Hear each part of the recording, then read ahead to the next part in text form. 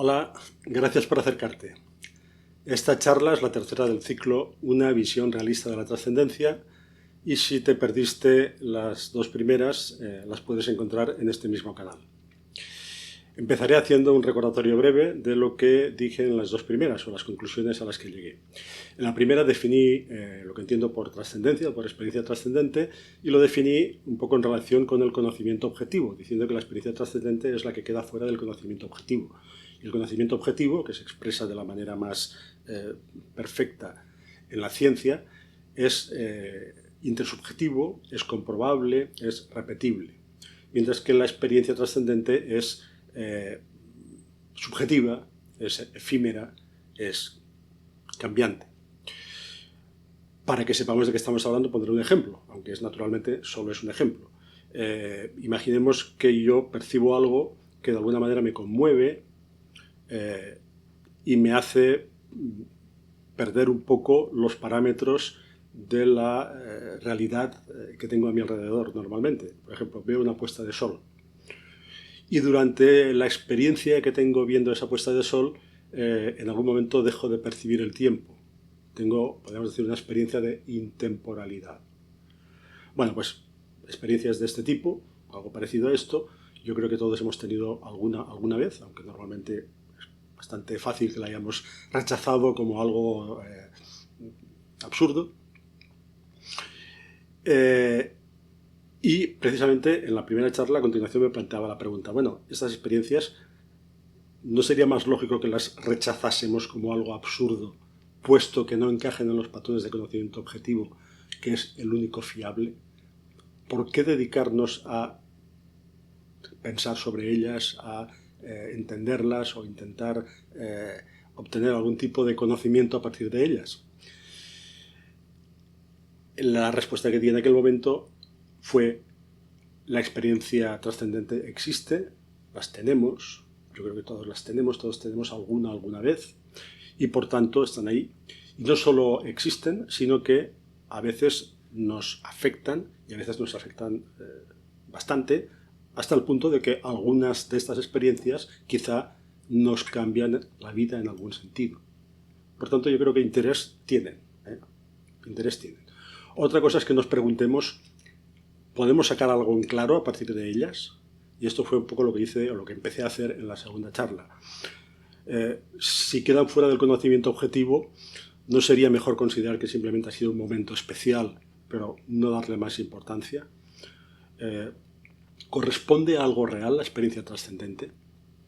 Bueno, pues en la segunda charla empecé a responder a esta pregunta, que digamos responder a esta pregunta es el objetivo de todo el ciclo de charlas, pero empecé a responder marcando que el conocimiento objetivo, por más que sea el único fiable, no agota la totalidad de lo real. Es decir, hay más realidad de la que conocemos mediante el conocimiento objetivo.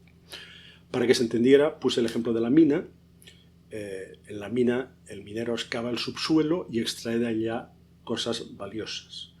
Bueno, el subsuelo sería la realidad, la excavación minera sería la exploración científica de la realidad, y lo que extrae el minero serían pues, los conocimientos objetivos, las teorías, las explicaciones que el científico obtiene. Está claro que lo que obtiene el minero es muy valioso, lo que obtiene el científico es muy valioso. Ahora bien, ¿el minero explora todo el subsuelo? No. ¿El científico explora toda la realidad? No. ¿Lo que queda fuera no tiene ningún interés? Bueno, quizás sí, quizá no. Es decir, el minero excava una zona del subsuelo porque esa zona es prometedora, porque parece que puede dar de sí algo importante, y el científico hace lo mismo. Investiga aspectos de la realidad porque considera que de ahí puede sacar algo valioso. El minero también excava en las zonas donde es posible hacerlo. Quizá haya zonas donde haya, podemos pensar que hay algo valioso, pero es imposible excavar en ellas, con las condiciones que se requieren, ¿no?, para una explotación minera. Igualmente el científico, algunos aspectos de la realidad, pues a lo mejor piensa que sería interesante investigarlos, pero no es posible porque no se ajustan a los requerimientos de la ciencia. Por tanto, hay realidad fuera de la realidad que nos muestra el conocimiento objetivo, incluso podemos decir que hay más fuera que dentro. Y bueno, quizá esa realidad es a la que intentamos acercarnos a través de las experiencias trascendentes, que no nos proporcionan un conocimiento objetivo, por supuesto, pero sí algún tipo de aproximación. La idea que defiendo en este ciclo de charlas es que la ciencia es una aproximación a la realidad, que es muy valiosa, no pretendo ni muchísimo menos restarle valor, pero que no es la única posible. Y que la experiencia trascendente es otra forma de aproximación que quizá nos permite captar cosas que no podemos captar mediante el conocimiento objetivo. Bueno, en la charla de hoy sigo desarrollando la respuesta a esta pregunta, la pregunta de qué hay de real, qué hay de valioso, qué hay de cierto en la experiencia trascendente, y hoy me centraré en otro aspecto.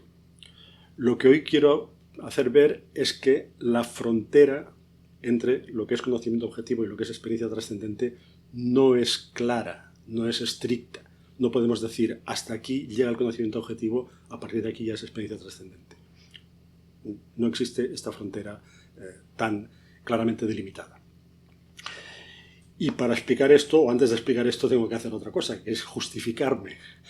Justificarme porque fui yo quien dijo que existía esta diferencia. O sea, yo empecé definiendo lo que es la experiencia trascendente por contraste con el conocimiento objetivo. Entonces fui yo quien marcó esta diferencia tan clara.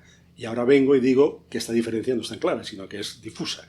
Bueno, parece que esté intentando enredar. Bien, me justifico. ¿Por qué definí de esta manera experiencia trascendente en contraste con el conocimiento objetivo, a pesar de que la diferencia no es tan clara? Bueno, lo hice por una razón muy simple, y es porque es inevitable hacerlo así.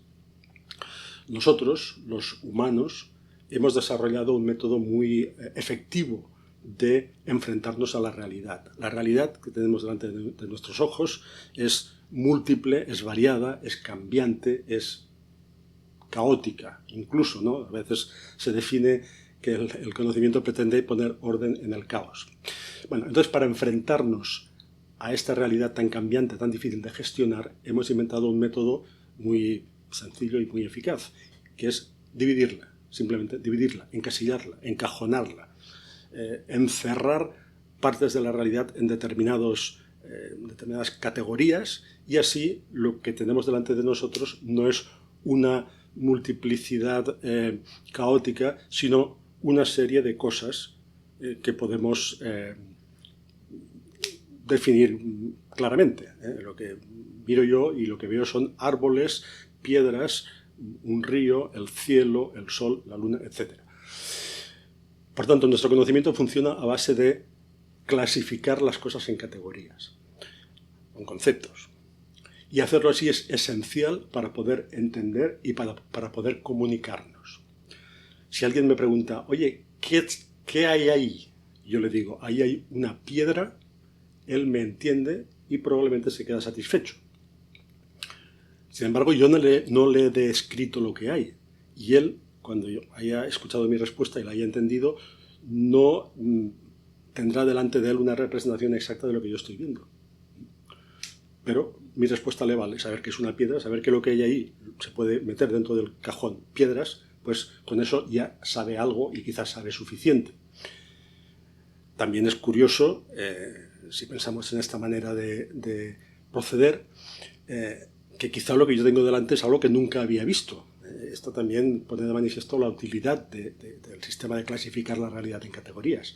Yo tengo delante algo que nunca había visto, porque las cosas en la naturaleza nunca o casi nunca son exactamente iguales. Entonces yo veo una piedra que nunca había visto y pese a que no la había visto nunca, sé lo que es y se lo puedo comunicar a otro. Por tanto, este método de clasificar, digo, es muy útil y muy eficaz. Bueno, pues esto fue lo que hice yo para definir lo que es conocimiento trascendente y lo que es, o experiencia trascendente y lo que es conocimiento objetivo. Buscar unas categorías que encajen y definirlos a partir de estas categorías. Las categorías, para ser útiles, por definición, tienen que ser excluyentes, pese que en la realidad las cosas no son tan claras, no hay estas diferencias tan claras, porque las categorías, de hecho, las inventamos nosotros, las creamos nosotros. Nosotros nos fijamos en el parecido que hay entre determinadas cosas y las guardamos todas en la misma categoría. Por ejemplo, las piedras. Todo lo que se parece en ciertos aspectos, dureza, forma, etcétera, pues lo encasillamos como piedra. Pero sin embargo no hay dos piedras iguales, ¿vale? Incluso podemos pensar que quizá la frontera entre lo que es piedra y lo que es otra cosa que no es piedra tampoco está muy clara. Sin embargo, clasificarnos es útil. Bueno, pues la diferencia entre conocimiento objetivo y experiencia trascendente tampoco es clara, como pasa con todo lo que hay, toda la realidad, pero sin embargo clasificarlas o definirlas de esta manera pues ayuda a entender de qué estoy hablando. Para que se vea lo que quiero decir cuando digo que la frontera entre el conocimiento objetivo y la experiencia trascendente no es tan clara, volveré a la metáfora de la mina. El minero arranca de las paredes de la galería rocas que luego son transportadas fuera de la mina, son procesadas mediante procesos químicos, físicos, etc. Y al final tenemos como resultado lo que se quería obtener, que es, pongamos, un lingote de hierro, ¿vale? Así pues, hemos partido de una roca y hemos llegado a un lingote de hierro. Todo el hierro que hay en el lingote estaba en la roca, pero no son cosas iguales. Nadie habría dicho, a no ser que fuera un experto y lo tuviera muy claro, que en algún momento se podría transformar la roca original en el lingote de hierro. Ha habido por el medio un procesamiento. Podemos preguntarnos, ¿en qué punto de este procesamiento lo que tenemos ha dejado de ser roca y ha pasado a ser hierro? Y es fácil ver que la respuesta es bastante arbitraria. Es decir, podemos poner la frontera donde queramos, pero es una frontera artificial. Podemos decir, por ejemplo, bueno, a partir de que la pureza de lo que tenemos, la pureza en hierro, es superior a, yo qué sé, al 70, al 80, al 90%, ya podemos decir que es hierro. Hasta entonces era roca ferrosa. Bueno, vale, podemos poner la frontera donde queramos, pero es una frontera que hemos puesto nosotros, una frontera artificial. Bueno, pues esto mismo lo podemos extrapolar a la diferencia entre conocimiento objetivo y experiencia trascendente, y podemos decir la frontera la podemos poner donde queramos, pero en sí mismos hay una continuidad o no hay una barrera tan clara. Bueno, alguien podría pensar, no es una comparación muy buena. Yo mismo reconozco que no es una comparación muy buena. ¿Por qué? Pues porque esta comparación, la comparación entre la mina, la excavación de la mina y la exploración científica, parece que parte de la base de que el científico se basa o empieza su investigación a partir de la experiencia trascendente. Entonces va transformando la experiencia trascendente en conocimiento objetivo. Y realmente no es así. El científico no se basa en la experiencia trascendente, sino que se basa más bien en lo que podemos llamar experiencia objetiva. Es decir, la experiencia compartida por todos. En esa experiencia que nos hace decir que esto es una piedra, que esto es un árbol, que esto es el sol, la luna. Quiero hacer notar aquí una cosa que desarrollaré más en otra charla posterior, pero es oportuno decirla aquí ahora, y es que tendemos a pensar que la experiencia o la percepción es simplemente un reflejo de la realidad, y que el científico lo único que hace es abrir los ojos, ver lo que hay y explicarlo. Y no es así. La experiencia o la percepción no es un simple reflejo de la realidad, sino que hay ya están aplicadas todas las categorías de acuerdo con las cuales clasificamos la realidad. Ya en la propia percepción, en esto que he llamado experiencia objetiva, pues ya están aplicadas las categorías de acuerdo con las cuales clasificamos la realidad. Antes, cuando he dicho que yo veo algo y otro me pregunta qué es, yo le digo es una piedra y él me entiende, pues está claro que lo que yo le describo no son todas las sensaciones que me produce eso que tengo yo delante. Si lo hiciera así, igual le costaría mucho entender lo que estoy viendo o igual no lo entendería. Yo le digo que es una piedra y por tanto lo que he hecho ha sido a toda una serie de sensaciones que tengo estando delante de alguna cosa, les aplico una categoría, las clasifico en un determinado compartimento y lo que le transmito al otro es ese compartimento, esa categoría. Por tanto, la experiencia objetiva, esa experiencia que nos permite comunicarnos y entender la realidad a nivel básico, ya es una experiencia, digamos, elaborada, no es una experiencia básica. Pero bueno, admitamos, es verdad, que no se puede decir que el científico parta de la experiencia trascendente y a partir de ella elaborándola como hace el minero o el proceso minero con las rocas o con lo que obtiene de la mina, llegue a obtener conocimientos objetivos como el minero llega a obtener minerales. No se puede decir que sea así. Sin embargo, aquí tengo que hacer notar una cosa que es fundamental, y es que si la ciencia lo único que hiciera fuera describir la realidad, entonces bastaría con la experiencia objetiva y la crítica que se hace, la crítica que yo acabo de formular, de que la comparación con el conocimiento objetivo no es adecuada, entonces sí que sería adecuada. Es decir, si la ciencia solo describiera y no explicara, sería cierto que no se parece en nada a la experiencia trascendente. Porque algo parecido a la experiencia trascendente aparece en la ciencia posteriormente. Aparece en la explicación y no en la descripción. Aparece más bien en el punto de llegada y no en el punto de partida. Desde el principio, el conocimiento humano no se ha conformado con describir la realidad, sino que ha querido explicarla.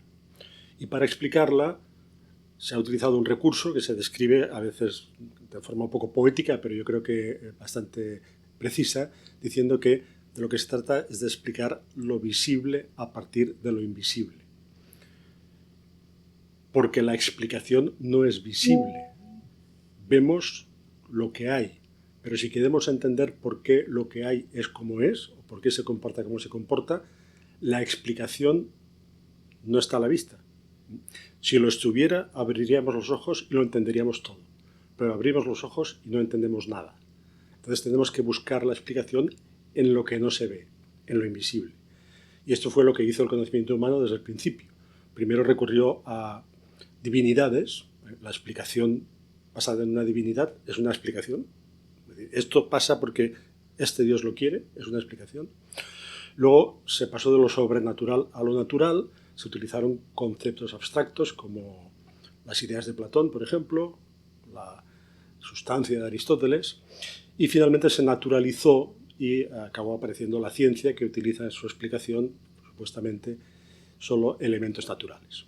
Bien, se trata de explicar lo visible a partir de lo invisible. En el caso de la ciencia, lo invisible, pues ya no son divinidades, por supuesto, tampoco son conceptos metafísicos, pero sí que son conceptos abstractos, conceptos que corresponden supuestamente a entidades no observables. Nosotros tenemos experiencia del movimiento, pero no tenemos experiencia de la fuerza, de la energía o de la masa, que son los elementos que según la ciencia están involucrados en la explicación del movimiento.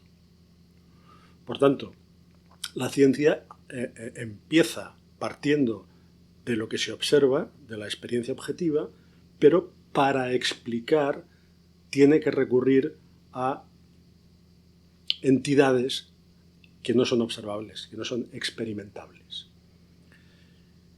¿Qué es la fuerza? ¿Qué es la energía? ¿Qué es la masa? Bueno, la ciencia los define en relación con lo observable, es decir, hay un método para calcular la fuerza, para calcular la masa, para calcular la energía. Pero ¿qué son estas cosas? Y digo cosas poniendo una cara de extrañeza, porque no sé si podemos llamarles cosas. Es decir, ¿qué es la energía? Y es algo muy importante. Es algo básico para explicar la realidad desde el punto de vista científico, para explicar la realidad objetiva. Entonces, mi punto de vista es que la ciencia parte de la experiencia objetiva, por tanto, está claramente desmarcada de lo que sería una experiencia trascendente, pero para explicar acaba teniendo que recurrir a entidades, a realidades que no son directamente observables, que no se manifiestan directamente ante nuestra percepción, pero que la ciencia las necesita para explicar, para entender. Y aquí la ciencia, no me atrevería a decir que se introduce en lo trascendente, pero sí que se introduce por lo menos en un territorio poco claro, en un territorio poco definido, porque los mismos conceptos abstractos que utiliza la ciencia para explicar, como causa de los fenómenos físicos, varían a lo largo del tiempo. Incluso aspectos muy básicos y muy fundamentales del conocimiento objetivo ya en general, no solo del científico, como por ejemplo el espacio y el tiempo. El espacio y el tiempo para la física de Newton eran de una manera, más o menos encajaban o se correspondían con lo que entendemos a nivel de conocimiento cotidiano, pero para la física relativista son totalmente diferentes. O ya que hablamos de física relativista, la relación entre energía y masa, ¿no? La energía es igual a la masa por la velocidad de la luz al cuadrado. Bueno, eso también cambia totalmente el concepto que antes teníamos de masa y de energía. Así pues, la ciencia necesita recurrir a lo que no es directamente observable para explicar lo que es directamente observable. Y al hacerlo, no me atrevo a decir que se introduce en la trascendencia, pero sí que se acerca al tipo de aproximación a la realidad en que consiste la experiencia trascendente. Podemos decir que se acerca. Bueno, ya me he alargado mucho y no voy a añadir nada más, pero sí que lo que haré será seguir con esta línea de explicación en la próxima charla y aportaré ejemplos concretos para que se entienda mejor lo que quiero decir. Esta especie de aproximación, aunque no es una identificación, pero esta aproximación entre los conceptos abstractos básicos que utiliza la ciencia en su explicación y la experiencia trascendente. Ya sé que de entrada parece bastante extraño, parece bastante incluso fuera de lugar o absurdo, pero ya digo, en la próxima charla pondré ejemplos para hacer ver que yo creo que no está tan desencaminado. Bueno, pues si os ha gustado, os espero aquí la próxima vez. Gracias.